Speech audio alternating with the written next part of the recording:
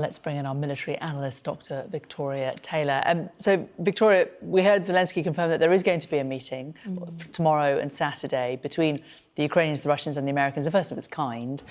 This is significant, isn't it? Oh, this is an absolutely huge step to be taken towards the end of this war. I think we've got to try not to jump too far ahead. I think some people are saying, is this going to be the beginning of the end?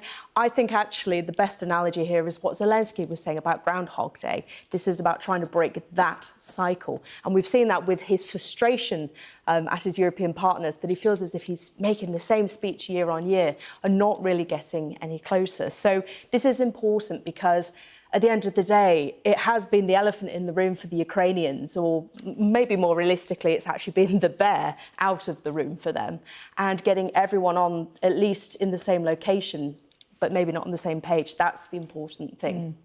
And he didn't hold back on Ukraine. He was on Europe. He was pretty damning in his criticism of Europe, basically saying that they, you know, with this kaleidoscope of small powers.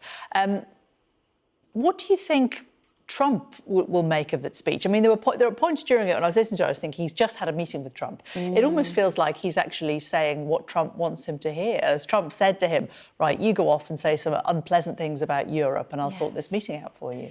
Well, that's very true. And I think so often we think about the US negotiators and the fact that they're often seesawing between Russian and Ukrainian influence and always having them in their ear. But of course, it can happen the other way around. The Ukrainians can be more towards Europe or towards the Americans. One thing I found really interesting in that speech is the fact that he was talking about what Ukraine can do for America with regard to Greenland and sort of, you know, helping to sort of help with surveillance and making sure they're tracing Russian interests around that area. So I found that really interesting in terms of them trying to be basically as least of a pain as possible for the Americans. And also, as you say, sort of going into some of that rhetoric of really Europe not really having done enough. So the final documents are being drawn up to end the war. We know that Witkoff is going to Russia for this meeting with Putin at the same time, you know, ahead of these talks in the UAE. What do we think the final sticking points really are here? Well, I think what's interesting is the main sticking point from a more logical perspective is territory. So the fact that, of course, Putin wants to take the entire Donbass region, the Ukrainians don't want to give that up. But I think looking at that speech, such a sticking point is emotional. I think it's so easy for us to over-intellectualise and think, right, it's down to this 20-point plan, that is it.